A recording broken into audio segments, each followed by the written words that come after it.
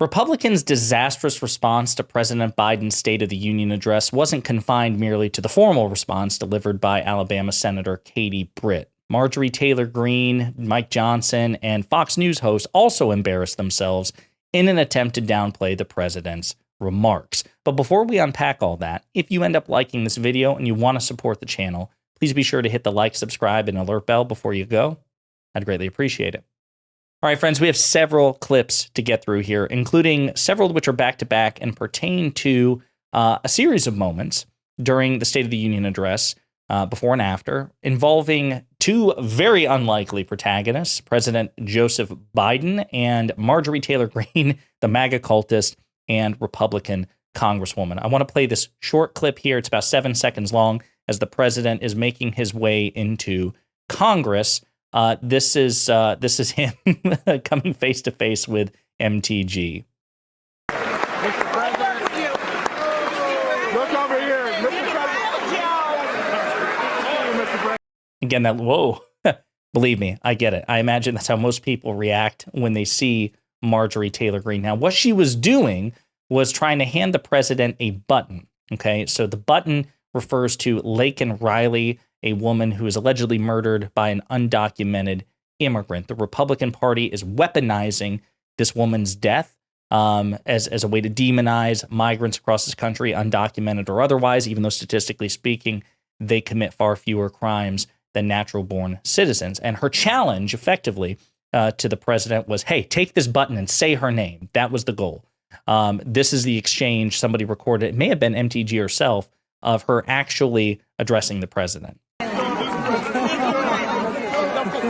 know how to say the name. Laken Riley. Say your name, Mr. President. Say her name, Mr. President. And by the way, note that Marjorie Taylor Greene talks a lot of smack about Joe Biden all the time. It's always President Trump and Joe Biden, Joe Biden. But when face to face with the man, she does the polite thing and refers to him by his title, Mr. President. So she hands Biden the button. Biden accepts the button, okay? He didn't have to address her. He could have ignored her. Instead, he went up, looked her dead in the face, engaged with her while cameras were rolling, showing no fear whatsoever. He accepts the button. He says he knows how to say her name.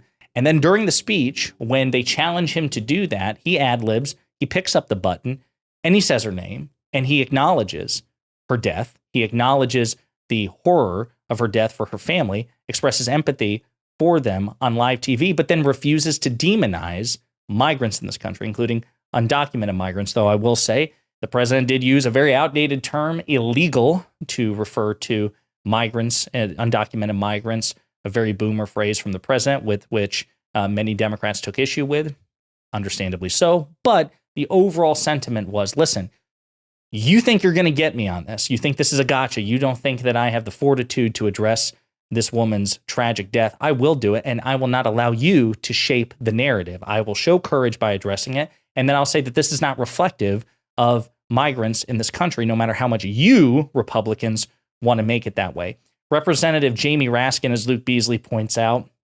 that with all of that MAGA paraphernalia, she violated the rules of the House. MTG in direct violation of the rules of the House by wearing campaign insignia on the House floor. Wow. Hard to believe, right? That Marjorie Taylor Greene would violate the rules of the House. This is what she had to say in the aftermath about that. But here's what offended me. Here's what I found to be outrageous is Sergeant at Arms came up and told me that I needed to take the hat off. And I said, I'm not taking the hat off. I refuse to take it off. And he said, well, it's decorum. I said, I certainly understand. You do what you need to do. I'll pay a fine. I'll do whatever, a warning, whatever there is. But I'm not taking the hat off. Imagine how much she'd be upset if the shoe was on the other foot. And again, that's really important there. So she is not just a MAGA cultist. She is a sitting Republican congresswoman.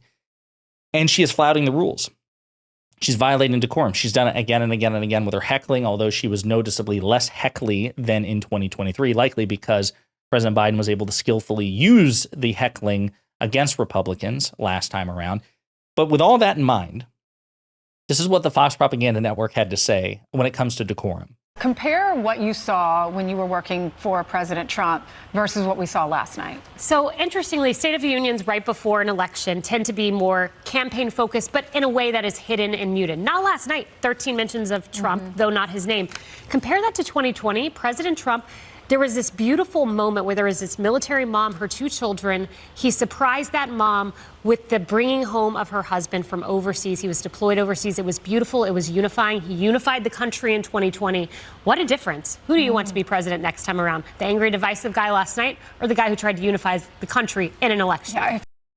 Except that didn't happen. Donald Trump did not divide or unite the country in 2017. He didn't unite the country in 2018. He didn't unite the country in 2020 or 2019 or in 2020. None of the years in which Trump was president did he ever unite the country. He was historically divisive even then. He was wildly unpopular. He was never a popular president. So this is Kayleigh McEnany, another MAGA cultist engaging in revisionist history. Donald Trump has always been divisive. He's always insulted blue cities, blue states, Democrats, et cetera, and so forth. But they're rewriting history. Donald Trump, the great unifier, when he refers to the Democratic Party as the party of communists, thugs, pedophiles, and groomers. That's really unifying language there. By the way, with no caveats whatsoever, even though President Biden gives caveat after caveat after caveat about how that's not all the Republican Party. It's just MAGA. MAGA is just an extreme fringe. Most Republicans I respect and get along with, et cetera, and so forth. Donald Trump doesn't say stuff like that. This is that double standard, the asymmetry of expectation, where Republicans and conservatives and MAGA try to grade themselves on a curve. We must ruthlessly, relentlessly, and harshly and consistently reject that and point out their lies. They are the least civil, the least decent political movement in terms of decorum by far. Democrats are just objectively far better. Democratic Congressman Hakeem Jeffries, the leader of the Democratic Conference in the House of Representatives, made the case pointing that out. And we're just asking our Republican colleagues to stop the political stunts. That was an embarrassment last night. A complete embarrassment. Marjorie Taylor Greene, who's basically running the House Republican Conference, shows up in campaign paraphernalia. And then these people want to lecture Joe Biden because he delivered a strong and forceful speech that made them uncomfortable because he exposed their lies and shamelessness. We have one message for extreme MAGA Republicans who want to lecture us about decorum. Get lost. You're a joke. Exhibit A, Marjorie Taylor Greene. Exhibit B, George Santos. Folks, that is the bare minimum. That sort of like aggressive posture, that sort of blunt, harsh rhetoric, that sort of like, well, maybe you have a point. No, get lost.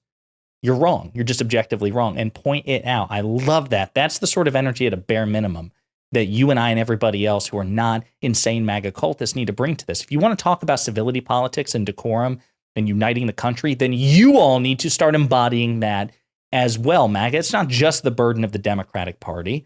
It's a burden we should share together, and MAGA is just objectively far worse at it. So you all should start policing yourselves in terms of your language. You should be telling Donald Trump and Marjorie Taylor Greene to stop talking about Democrats, women, and Muslims and members of minority groups, the LGBTQ community, even they're their critics in general. Stop using divisive language. Stop insulting people. Stop demonizing and belittling people. Start engaging with decorum, and then maybe then you can start expecting decorum in return. So great on Hakeem Jeffries by pointing out the hypocrisy. But let me know what you think in the comments.